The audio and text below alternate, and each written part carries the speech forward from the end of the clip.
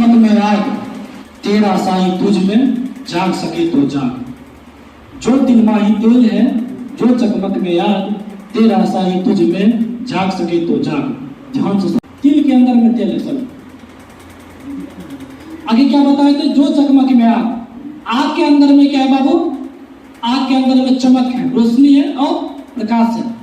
उसी प्रकार ईश्वर भी हमारे अंदर में विद्यमान है। गॉड भी, अल्लाह भी कहाँ है? हमारे अंदर में विद्यमान है। बात यहाँ पर यह आ जाता है, महत्वपूर्ण बात है ये, जो हम लोग उसको जान नहीं पाते, ढूंढ नहीं पाते, समझ नहीं पाते हैं। यही कारण है हमारे जीवन में परेशानी रहते हैं।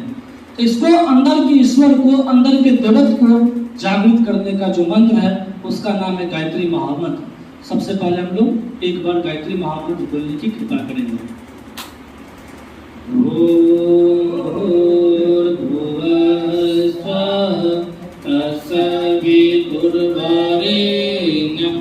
भर्गो देवस्य धीमहि धियो यो नः प्रचोदयात्।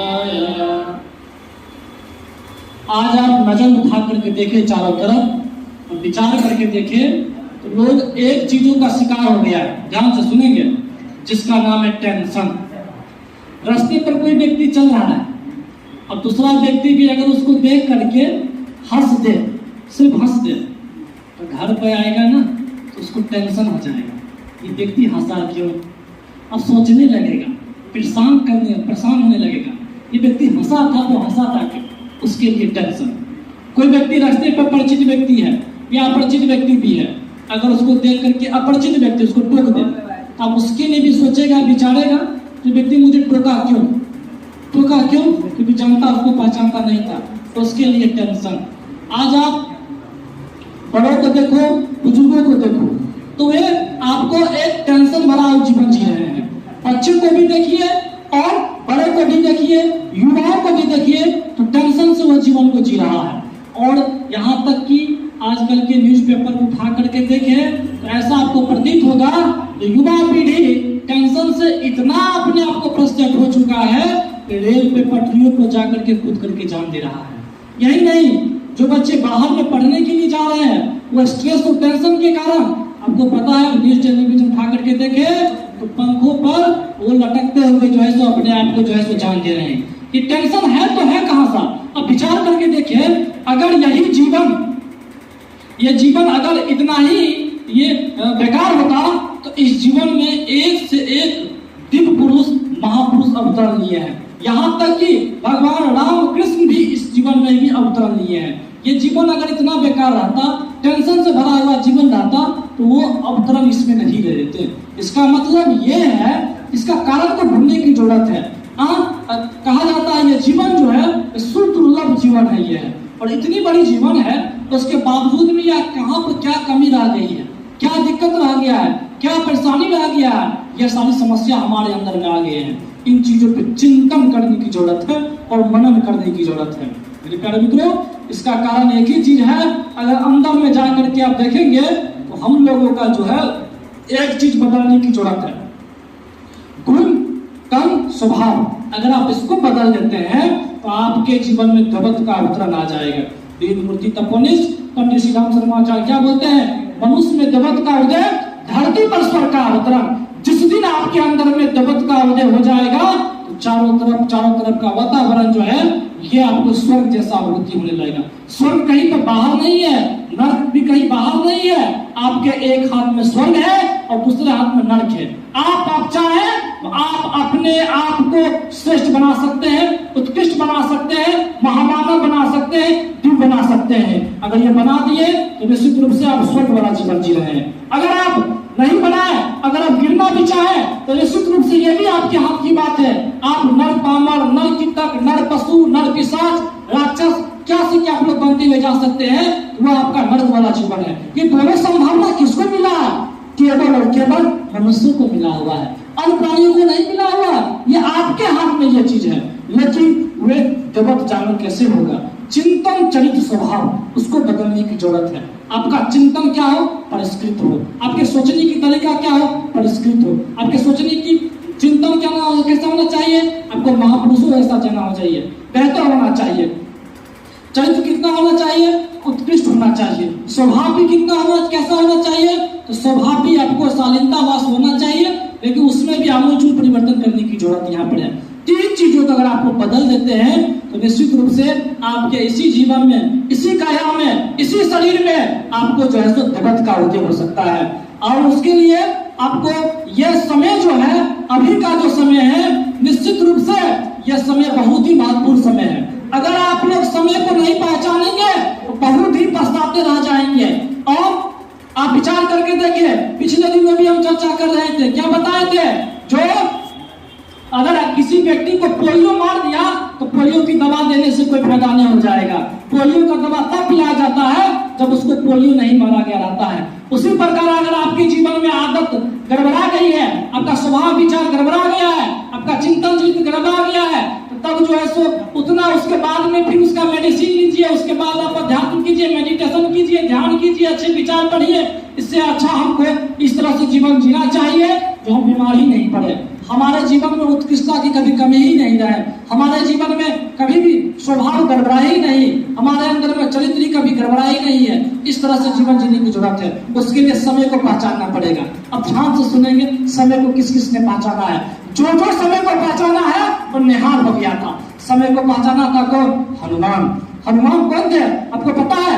हनुमान जो थे सुग्रीव के वफादार नौकर था, सुग्रीव के वफादार चेला था वे हनुमान। और वे कहाँ थे? वे जब उनके बाली ने सुग्रीव को भगा दिया गया था तो वे भी जो है ऋषिमुख पर्वत पे चले गए और उन्हीं के साथ में हनुमान रहने लगे थे। एक बार भगवान का आगमन हुआ, कहाँ पे? ऋषिमुख पर्वत पे भगवान राम का जब आगमन हुआ तो वही हनुमान ब्राह्मण का वेश पकड़ करके भगवान राम के पास में गए हुए थे। उसके बाद में जब उनसे वार्तालाप हुआ, बातचीत हुआ, तो भगवान को उन्होंने पहचान लिया, समय को भी पहचान लिया। मैं पहचाना, हनुमान ने पहचान लिया है, ये मेरे इष्ट है, मेरे देव है, मेरे भगवान है और ये समय बहुत ही महत्वपूर्ण है। और वह पता है जब वह समय को पहचान लिया तो निहाल हो गया है। आप विचार करके देखेंगे, अगर हनुमान जो है समय को पहचाना ही नहीं है तो शक्ति के साथ में जुड़ गया, ईश्वर के साथ में जुड़ गया, भगवान के साथ में जुड़ गया। आप कहेंगे कि जो भगवान के साथ जुड़ गया तब क्या हो गया? तो भगवान जो हनुमान निहाल हो गए थे। इससे पहले भी आप विचार करके देखिए, अगर नहीं जुड़ता तो हनुमान के पास में क्या, अगर ऐसा बात था, वफादार नौकर ही ना था, कौन था? वे हनुमान थे, तो सुग्रीव को बचा लेता ना। सुग्रीव को जो बाली जो है उनको घर परिवार पूरा छीन लिया था, उनके बीवी बच्चों को छीन लिया था, उनको भगा दिया गया था। वो तो बहुत वफादार नौकर था। अगर हनुमान में इतना ही ताकत था, इतना ही शक्ति था तो वह सुग्रीव को बचा लेता, लेकिन नहीं बचा पाया था। तो तब उसके पास में शक्ति आया था, भगवान राम के साथ जुड़ गए थे, तब शक्ति के साथ जुड़ गए थे तब, और समय को पहचान लिया, तब क्या हो गया? हनुमान निहाल हो गए थे। आज भारत को उठा करके देखें इतिहास को, जितना भगवान राम का मंदिर नहीं है उससे ज्यादा भगवान हनुमान का मंदिर है। ये क्या होता है? जब समय को पहचान लेता है, जब शक्ति को कोई व्यक्ति पहचान लेता है तो उसके जीवन का कायाकल्प हो जाता है। और समय को कोई पहचाना था, और उस समय को पहचाना था गिलहरी ने। गिलहरी का कहानी आप सुने हैं ना? गिलहरी क्या करते हुए अपने बालों में बालू को लेकर के और जाकर के समुद्रों में बालू को देते थे, गिराते थे वे। और निहाल कौन हो गया था? नल ने क्या किए थे? छोटे छोटे पत्थर को समुद्र में रख देते थे, पत्थर तैरने लगता था, और उसके बाद में राम सेतु पुल का वहां पे जो है निर्माण हुआ था। वो समय को और शक्ति को पहचाना, जो पहचाना वो निहाल हो गया। अब विचार करके देखिए गिलहरी का क्या होता था? गिलहरी तो ऐसे ही बालू में घूमते फिरते रहते हैं, लेकिन उन्होंने क्या किया? ऊंचे सिद्धांतों के लिए, अच्छे आदर्शों के लिए उन्होंने अपनी शक्ति को लगाया था और उन्होंने प्रयास किया था। आज इतिहास में उस गिलहरी का जो है लोग चर्चा करने से थकते नहीं है। तब भगवान का प्यार और आशीर्वाद मिला, और देखेंगे गिलहरी के चेहरे, उसका शरीर पे भगवान ने अपने हाथों का जो स्पर्श किए थे तो उसका पूरा का पूरा चित्र बन गया हो गया था। युगों तक वो गिलहरी को जो है याद करते रहेंगे, अभी भी याद करते हैं। और कौन निहाल हो गया था? समय और शक्ति को पहचाना था। केवट ने पहचान लिया था उस समय और शक्ति को। कैसे पहचाना था? भगवान ने जब उसको वहां पे नाव की आवश्यकता था वो ढूंढ रहे थे व्यक्ति को, तो कोई व्यक्ति मिले और मुझे जो है सो इसको पार करा दे। तो उन्होंने क्या किए थे, केवट आए और उस केवट ने जो क्या किया, भगवान को बैठाए और उस नदी को जो है सो पार कर दिए थे उन्होंने। उसके बाद में क्या हुआ, वो केवट निहाल हो गया था। तो शक्ति और समय को जो जो पहचाना है, आप विचार करके देखेंगे वो व्यक्ति निहाल हो गया था। और कौन निहाल हो गया था, और निहाल कौन हो गया था, विचार करके देखें तो इसी जीवन में आप देखेंगे एक से एक महापुरुषों के साथ जो जो जुड़े। तो अब इस युग का भी भगवान का नाम लेकर के देखें, इस युग का भगवान कौन है, महात्मा गांधी है। महात्मा गांधी जो है असहयोग आंदोलन किया था, उनके साथ में एक से एक जितने भी लोग थे सभी व्यक्ति में जुड़ते हुए उनके साथ में जो है सो उस मोर्चा को संभाला और व्यक्ति जो है सो निहाल हो गया था। उसके बाद में जब देश स्वतंत्र हुआ था और उसके टीम में जितने व्यक्ति थे सभी व्यक्ति स्वतंत्रता सेनानी के नाम से अभी भी जाने जाते हैं और उनको पेंशन भी मिला। पेंशन के बाद में क्या मिला, उसको ताम्रपत्रधारी भी उसके नाम से जाना जाता, धारी मिला, उसको पेंशन मिला। और जो है उसके टीम में जितने व्यक्ति थे, कोई मिनिस्टर बने, कोई कुछ बने थे हुए, ये होता है। उसी प्रकार अभी का जो समय है उस समय को पहचानने की जरूरत है, आवश्यकता करना है। निश्चित रूप से अगर वे समय और शक्ति को पहचान लेंगे तो निहाल हो जाएंगे। अभी जो समय है, अभी समय किसी के पुकार कर रहा है, क्या पुकार कर रहा है, हम बदले तो युग बदलेगा, हम सुधरेंगे युग सुधरेगा। अभी का समय है, हमारे अंदर में, हमारे अंतःकरण में जो अंधकार छा गया है उसको निकाल करके, उसको ढूंढ करके निकालने की जरूरत है। उसको जो है सो अच्छे से खोजबीन करके निकालने की जरूरत है। जिस दिन हम लोग खोजबीन करके निकालते हुए चले जाएंगे तो निश्चित रूप से हम निहाल हो जाएंगे, इसमें कोई बुराई नहीं है। अब विचार करके देखेंगे, अभी जो है लोगों को अगर सबसे ज्यादा कोई परेशान है, उस परेशानी का कारण एक ही चीज हो सकता है, उसका चिंतन गिर गया है, उसका विचार गिर गया है, उसका चरित्र गिर गया है, उसका स्वभाव गिर गया है। इस तरह से गिर गया है, रोड पर देखेंगे कोई व्यक्ति आपस में किसी को लड़ रहा है, कोई व्यक्ति उसको बचाने वाला नहीं रहता है। कहीं पर कोई सड़क दुर्घटना हो गया, सब आदमी आसपास में कोई उसको फोटो खींच रहा है, लेकिन किसी को हिम्मत नहीं उसको उठा करके हॉस्पिटल दे दे। कुछ गिने चुने लोग ऐसे भी भावनाशील है जो इस तरह के काम करते हैं, लेकिन अधिकतर देखेंगे तो आपको इसी तरह से घटना दिखाई दे रहा है। हमारे घर के आसपास के आजू बाजू में अगर विचार करके देखेंगे, अगर आग लगा हुआ है, अगर हम बुझाने के लिए तैयार नहीं रहेंगे, वही आग की लपेटे आपके घर पे भी आएंगे, उस आपके घर को भी जला करके राख कर दिया जाएगा। हमको चिंतन और मनन करने की जरूरत है, हमको पुरुषार्थ करने की जरूरत है। निश्चित रूप से यह समय जगने और जगाने की समय है, यह समय सोने और सुलाने की समय नहीं है। यह समय जो है युवा क्रांति वर्ष का समय है, युवाओं को जागने की जरूरत है। आज जो युवा टेंशन में, फ्रस्ट्रेशन में और अपने आप को जो है सो आत्महत्या की ओर बढ़ रहा है, उसको जो है सो अंदर से देवत्व को जागरण करने की जरूरत है। उसके लिए क्या करना है, उसके लिए सत्य साहित्यों को अध्ययन करने की जरूरत है, उसके लिए महापुरुषों की जीवनी को पढ़ने की जरूरत है, उसके लिए अच्छे पुस्तकों का अध्ययन करने की जरूरत है। क्यों? क्योंकि डॉक्टर एपीजे अब्दुल कलाम कहते हैं, क्या कहते हैं, जो व्यक्ति जैसा सोचता है वैसा करता है, वैसा ही बन जाता है। विचारों का प्रभाव पड़ता है, विचारों का प्रभाव करता है। हम जो है किस तरह से विचार कर रहे हैं, किस तरह से सोच रहे हैं, किस वातावरण में रह रहे हैं, इसका भी प्रभाव पड़ता है। इसको कौन ठीक कर सकता है? इसी को ठीक करने का नाम है अध्यात्म। उस अध्यात्म इसी को नाम है गायत्री महामंत्र। हम लोगों को इस समय को पहचानने की जरूरत है और समय को पहचान करके उस शक्ति और महत्व के साथ में जुड़ना है। एक बात और याद रखेंगे, जब हम समय को पहचान लेंगे, जब शक्ति को पहचान लेंगे, तो सबसे पहले आपको क्या करना पड़ेगा, आपको बोना पड़ेगा। क्या बोना पड़ेगा? सबसे पहले किसान क्या करते हैं पता है? खेतों में बीज को बोते हैं तब फसल मिलता है ना। बिना बोए फसल नहीं होगा। नहीं साहब पहले ही मुझे शक्ति दे दीजिए, आशीर्वाद दे दीजिए, ऐसा कोई सिस्टम नहीं है भगवानों के घर में। इस बात को हमेशा याद रखेंगे। सबसे पहले आपको बीज बोना पड़ेगा इस भगवान के खेत में। क्या बीज बोना पड़ेगा? किसके तरीके से? तो आपको बीज बोना पड़ेगा सबरी के तरीके से। सबरी कौन थे? भगवान जब राम रहे, भगवान जो है कभी कभी भगवान का भी जरूरत पड़ता है। अभी तो लोग यही समझते हैं कि भगवान तो वही काम के लिए आते हैं, क्या अधर्म को नाश करना, अधर्म को जो है सो स्थापना करना। लेकिन एक चीज के लिए और भगवान आते हैं। क्या चीज के लिए भगवान आते हैं? तो भगवान एक चीज के लिए आते हैं, तो जो सौभाग्यशाली व्यक्ति है उसको सौभाग्य को जगाने के लिए भगवान आते हैं। जिस तरह से अभी जिक्र कर रहे थे आपको, केवट के भगवान ने सौभाग्य को जगा दिए थे, हनुमान के सौभाग्य को जगा दिए थे, नरयुग को सौभाग्य को जगा दिए थे, और उसके बाद में बंदर भालू रीछ को भगवान ने सौभाग्य को जगा दिए थे, गिलहरी को सौभाग्य को जगा दिए थे। भगवान जो है अपने भक्तों को जो सौभाग्य को जगाने के लिए आए हुए आते हैं। अब विचार करके देखें, क्या भगवान राम में इतनी शक्ति नहीं थी कि रावण को अकेले लड़ सकते थे? निश्चित रूप से लड़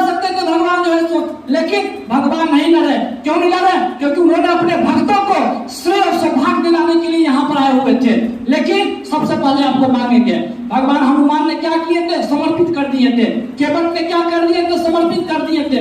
नंदी ने क्या कर दिए थे? समर्पित कर दिए थे। केवट ने क्या किए थे? समर्पित कर दिए थे। और एक और कहानी सुनाते गिद्ध के बारे में। गिद्ध क्या था? तो पक्षी ही था, वह जटायु क्या था? पक्षी ही था। जब रावण ने सीता को हरण करके ले जा रहे थे तो उन्होंने क्या किया था? उस रावण से युद्ध करने के लिए चले गए तो उनको पंख काट दिया गया था और वह वहीं पर जमीन पर जाकर के गिर पड़ा था। तब भगवान ने जो है वहां पे जो है सो है उनको अपने गोद में ले लिए, अपने अश्रुधारा उनके शरीर पे पूरा पड़ने लगा है। लेकिन आप पता है वह गिद्ध जो है अजर अमर हो गए थे। तो भगवान जो है जब कभी भी आते हैं तो अपने भक्तों को जो है श्रेय सौभाग्य दिलाने की आवत है। तो भगवान ने कभी आते ही इस बात को याद रखेंगे, मांगते हुए आते हैं। क्या शबरी के पास में पहुंचे तो उन्होंने क्या मांगे? मुझे भूख लगा, कुछ खिलाओ। तो उन्होंने क्या किए थे? पहले मांगे तो वह कंजूसी नहीं किए, उनको दिए और उन्होंने बैर को खाए। वो शबरी भी जो है सो निहाल हो गए थे। और भगवान कृष्ण के पास में कौन पहुंचा था? सुदामा पहुंचा था। सुदामा जब पहुंचा था तो उन्होंने पहुंचा तो उनसे भी भगवान ने मांग लिए थे। सुदामा भी तो अपने खुद गरीब थे, लेकिन मांगे कुछ लाए तो लाओ, खिलाओ। तो वह अपने पोटली में क्या रखे थे? चावल को रखे थे। उस चावल को लिए और भगवान ने उनको खाए। जब चावल को इन्होंने खाए तो सुदामा को निहाल कर दिए थे। इस बात को हमेशा याद रखेगा।